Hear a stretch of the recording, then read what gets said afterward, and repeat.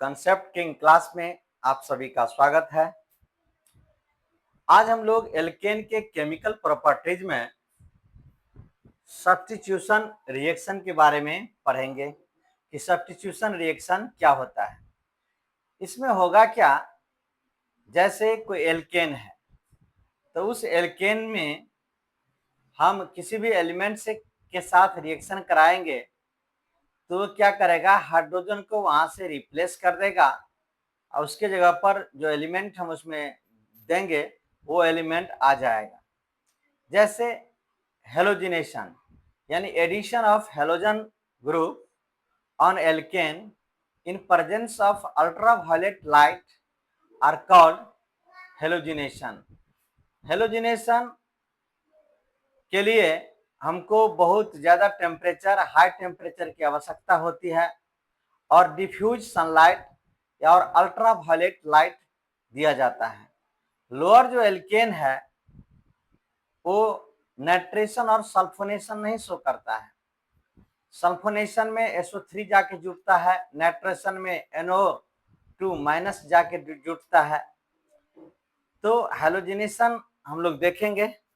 Addition of halogen on alkane in presence of diffuse sunlight are called halogenation. Hydrogen atom of alkane are substituted are known as substitution reaction. देखिएगा, जैसे ये CH4 है, ये CH4 है, CH4 है, यहाँ CH4 है। इस पर हम रिएक्शन कराएंगे क्लोरीन के साथ, Cl2 के साथ यूवी लाइट में, तो ये यहाँ से क्या होगा, रिप्लेस हो जाएगा, ये क्लोरीन इसमें आकर के जुट जाएगा, ये बन जाएगा HCH, यहाँ H और यहाँ Cl और HCl।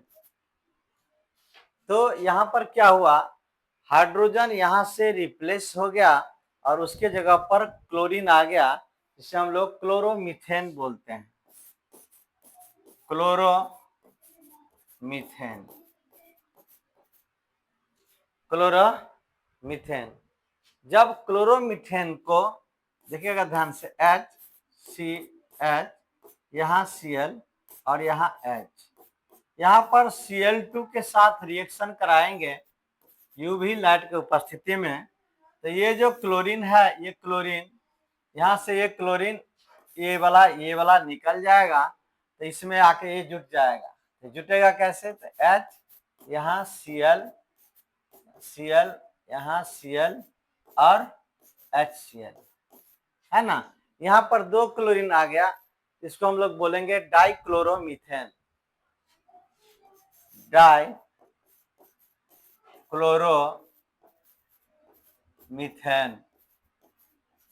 डाइक्लोरो, दो क्लोरीन है इसलिए डाइक्लोरोमीथेन। अगला रिएक्शन जो इसका होगा, तो आप देखिएगा डाइक्लोरोमीथेन पर यूवी लाइट दे देंगे, है ना। तो डाइक्लोरोमीथेन, इसको समझने की कोशिश किया जाए। यहाँ पर H है, यहाँ Cl और यहाँ H और यहाँ पर Cl, डाइक्लोरो है। इसको Cl2 और यूवी लाइट के साथ रिएक्शन कराएंगे, तो यहाँ से HCl निकल जाएगा, तो यहाँ हो जाएगा HCl, यहाँ Cl, यहाँ Cl और HCl, यानी कि ये हो जाएगा ट्राइक्लोरोमीथेन। ये सभी का सभी सब्स्टिट्यूशन रिएक्शन का उदाहरण है, यानी कि यहाँ पर हाइड्रोजन क्या हो रहा है, रिप्लेस हो रहा है, क्लोरीन आकर के इसमें क्या हो रहा है, जुट रहा है। तो ये सभी के सभी किसका उदाहरण है, सब्स्टिट्यूशन रिएक्शन का। फिर इसका हम रिएक्शन अगर करा देते हैं Cl, समझने के लिए इसको उधर उधर लिख देते हैं हाइड्रोजन को आप, ताकि इसको समझ जाएंगे। Cl2 के साथ यूवी लाइट की उपस्थिति में, तो ये वाला क्या होगा, इसके साथ रिएक्शन कर जाएगा, तो यहाँ देगा Cl, यहाँ Cl, यहाँ Cl और यहाँ Cl, और क्या होगा HCl। ये इसको बोलते हैं क्लोरोफॉर, ये carbon tetra chloride, carbon tetra chloride, इसको क्या बोलेंगे, कार्बन टेट्रा क्लोराइड या टेट्राक्लोरोमीथेन भी बोल सकते हैं। अगर मान लीजिए इस तरह का केस बनता है, जैसे यहाँ H है, H H CH, यहाँ H, यहाँ H, यहाँ Cl2 के साथ रिएक्शन कराएंगे यूवी लाइट की उपस्थिति में। तो ये H, यहाँ HCH, यहाँ Cl और यहाँ और HCl, है ना। तो ये बन जाएगा क्लोरो इथेन, क्योंकि 2 कार्बन है तो इसको क्या बोलते हैं, क्लोरो इथेन, क्लोरो इथेन। अब यहाँ पर रिएक्शन की बात होगी कि कौन ज्यादा तेजी से रिएक्शन करेगा। यानी हेलोजन में मेरे पास फ्लोरीन है, क्लोरीन है, ब्रोमीन है और आयोडीन है। तो इसमें फ्लोरीन सबसे ज्यादा, इसके बाद क्लोरीन, इसके बाद ब्रोमीन और इसके बाद आयोडीन ये रिएक्शन करता है। यानी हेलोजनेशन जो होगा तो सबसे ज्यादा फ्लोरीन के साथ, इसके बाद क्लोरीन के साथ, इसके बाद ब्रोमीन, इसके बाद आयोडीन के साथ हेलोजनेशन होता है। यानी ये इसका कहलाएगा रिएक्टिविटी, रिएक्टिविटी, रिएक्टिविटी। यानी सबसे ज्यादा रिएक्टिव कौन होगा, फ्लोरीन, इसके बाद क्लोरीन, इसके बाद ब्रोमीन, इसके बाद आयोडीन। और rate of replacement of hydrogen of alkene is, यानी कि कौन सा एल्केन में जल्दी हाइड्रोजन हटेगा। तो 3 डिग्री में सबसे ज्यादा, इसके बाद 2 डिग्री और इसके बाद 1 डिग्री। जैसे देखिए ध्यान से CH3, CH3, CH3 और H, ये 3 डिग्री कार्बन है, 3 डिग्री कार्बन। यहाँ ऐसे रहता CH3 C, यहाँ H, यहाँ CH3 और यहाँ H, तो ये 2 डिग्री कार्बन है यहाँ पर। और यहाँ रहता CH3, यहाँ H, यहाँ H और यहाँ H, तो ये 1 डिग्री कार्बन है। तो ये जो rate of replacement of hydrogen है, तो रेट ऑफ रिप्लेसमेंट यानी हाइड्रोजन किस में से जल्दी हटेगा, तो 3 डिग्री वाला जो रहेगा उसमें से जल्दी हाइड्रोजन हटेगा, इसके बाद 2 डिग्री और इसके बाद 1 डिग्री। डिग्री ऑफ कार्बन और हाइड्रोजन ये सब आपको हम प्रीवियस क्लास में बताए हुए हैं, शुरू के लेक्चर में जिस समय हम ऑर्गेनिक स्टार्ट किए थे, वहां पर 1 degree carbon, 2 degree carbon, 3 degree carbon ये सब बताया। Reaction of fluorine is very fast, explosive होता है। यानी फ्लोरिनेशन अगर कराएंगे तो बहुत तेजी में रिएक्शन होगा और काफी फास्ट रिएक्शन होता है, एक्सप्लोसिव होता है, अनकंट्रोल, यानी इसको कंट्रोल नहीं कर सकते हैं, बहुत तेजी में रिएक्शन करता है। तो इसका पॉसिबल क्या है, पॉसिबल इन डार्कनेस आल्सो, यानी कि अंधेरा अगर रख देते हैं तब जाके रिएक्शन क्या होगा, पॉसिबल है। प्रैक्टिकली अनसुटेबल, ये प्रैक्टिकली अनसुटेबल है, विस्फोटक हो सकता है कि आप प्रयोगशाला में इस एक्सपेरिमेंट को कर रहे हैं, आप खुद जो है उससे घायल हो सकते हैं। If inert gas is mixed with fluorine then fluorine will becomes control, यानी फ्लोरीन के साथ कोई इनर्ट गैस, कोई अक्रिय गैस मिलाया जाता है, अगर अक्रिय गैस हम मिला देंगे तब ये मेरा रिएक्शन क्या हो जाएगा, कंट्रोल हो जाएगा और ये रिएक्शन धीरे धीरे होगा। In this case inert gas will work as inhibitor, inhibitor यानी कि इनर्ट गैस क्या होगा, उसको रोकने का कार्य करता है, इनहिबिटर का कार्य करता है। इनहिबिटर मतलब क्या होगा, उसको रोकने का कार्य करता है। कौन, आयोडीनेशन, आयोडीनेशन मतलब क्या होगा, addition of iodine. Iodination is very slow process and reversible reaction, ये क्या होगा, दोनों दिशा में जाने वाला है। It can be carried out in presence of oxidising agent जैसे HiO3 और HNO3, इसके उपस्थिति में इसका हम लोग कर सकते हैं। तो देखिएगा ध्यान से, ये CH4 है, CH4 और इसको आयोडीन के साथ रिएक्शन कराएंगे तो ये रिएक्शन क्या होगा, दोनों दिशा में प्रोसीड करता है। तो ये देगा CH3I और HI, वहां पर HCl देता था, यहाँ आयोडीन है तो HI देगा। इसको समझिए कैसे होता है, ये जैसे H है, यहाँ C, यहाँ H, यहाँ पर H है, यहाँ H है, आयोडीन I2 के रूप में रहेगा, तो ये वाला क्या होगा, यहाँ से ये रिप्लेस हो जाएगा, यानी कि ये यहाँ से क्या हो गया, ये यहाँ से HI के रूप में रिप्लेस हो गया। तो ये बच गया क्या, HCH और यहाँ पर H और यहाँ I और यहाँ क्या हो जाएगा HI। इस तरह से ये बनता है। HiO3 HI के साथ कंबाइंड कर जाता है, यानी HI के साथ ये क्या करेगा, कंबाइंड करेगा, तो ये I2 और H2O देगा, यानी कि आयोडीन और जल रिलीज करेगा।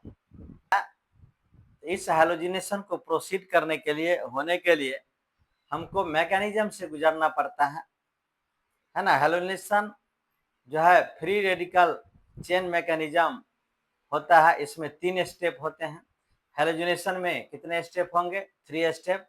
एक होगा इनिशिएशन स्टेप, दूसरा होगा प्रोपगेशन स्टेप और तीसरा होगा टर्मिनेशन स्टेप। यानी कि ये जो हैलोजिनेशन होगा, इस हैलोजिनेशन में 3 स्टेप होता है।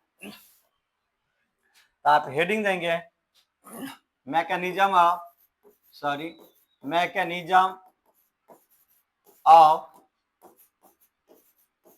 हैलोजिनेशन,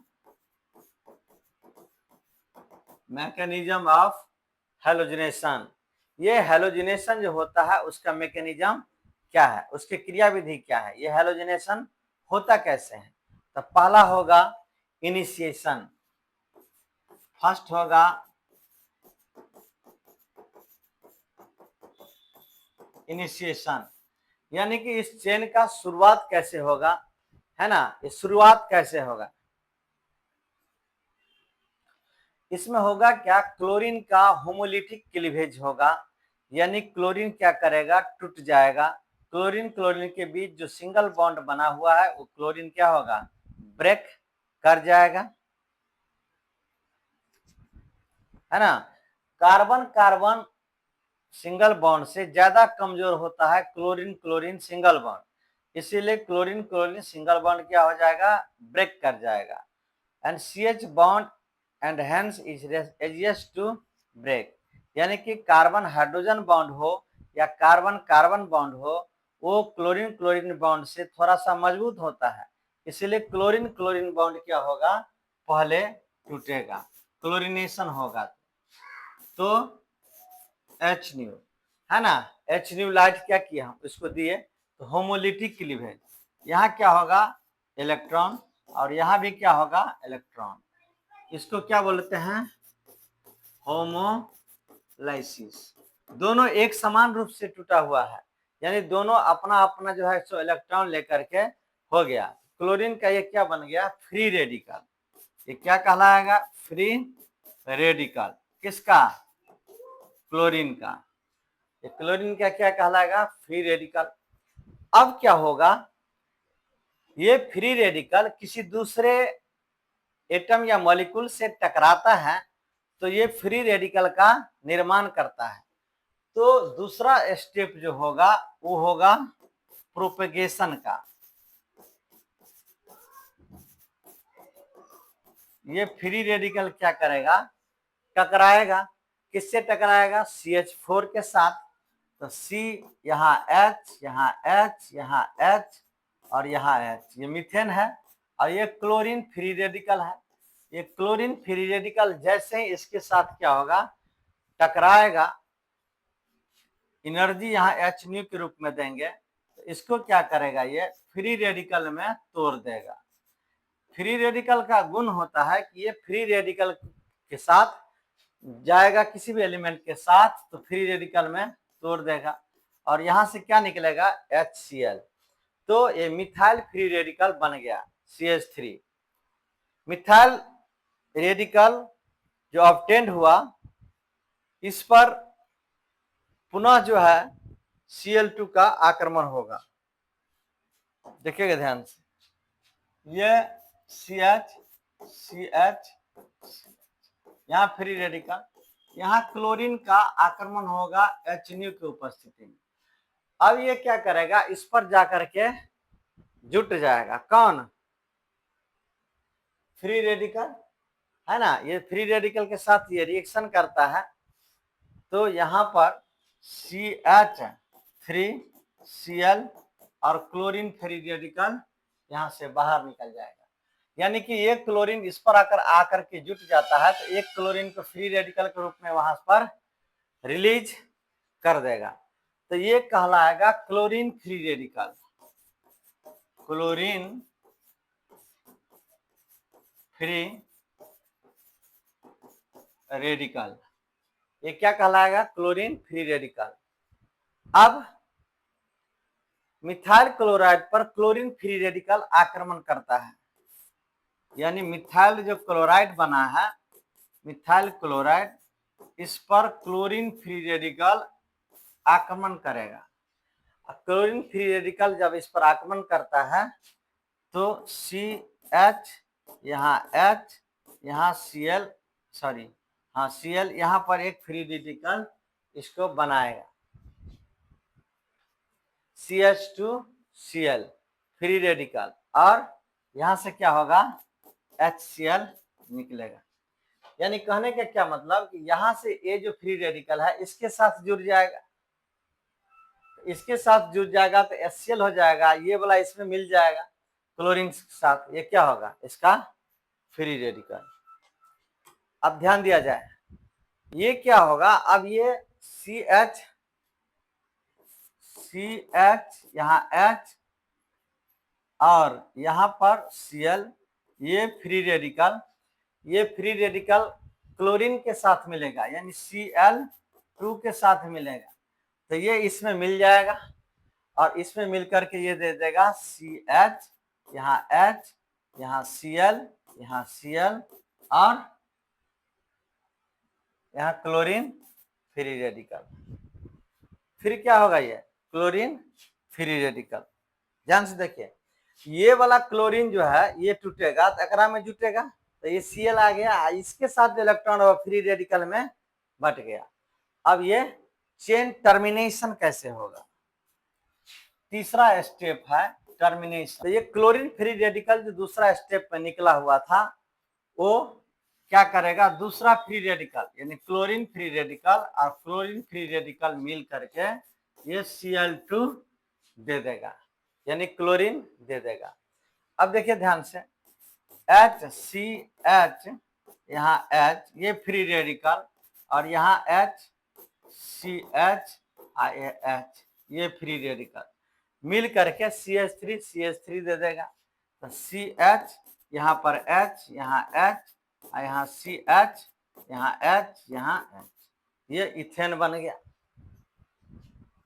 फिर क्या होगा? CH, यहाँ H, यहाँ H, ये फ्री रेडिकल, और क्लोरीन जो फ्री रेडिकल था वो मिल जाएगा, तो क्लोरीन फ्री रेडिकल, तो ये इसके साथ मिल करके CH, यहाँ H, यहाँ H और यहाँ CH, इस तरह का क्या होगा? मिल जाएगा। तो पता चल गया कि इथेन कैसे बाय प्रोडक्ट के रूप में इथेन का फॉर्मेशन होता है ड्यूरिंग क्लोरीनेशन ऑफ मीथेन, यानी मीथेन का अगर क्लोरीनेशन हम लोग कराते हैं तो उसमें इथेन भी बनता है। ये बात आपको ध्यान में रखना है, बहुत ही इंपॉर्टेंट था, है ना। सब्स्टिट्यूशन रिएक्शन इसी तरह से चैनल में बने रहेंगे। Thank you. जय हिंद, जय भारत।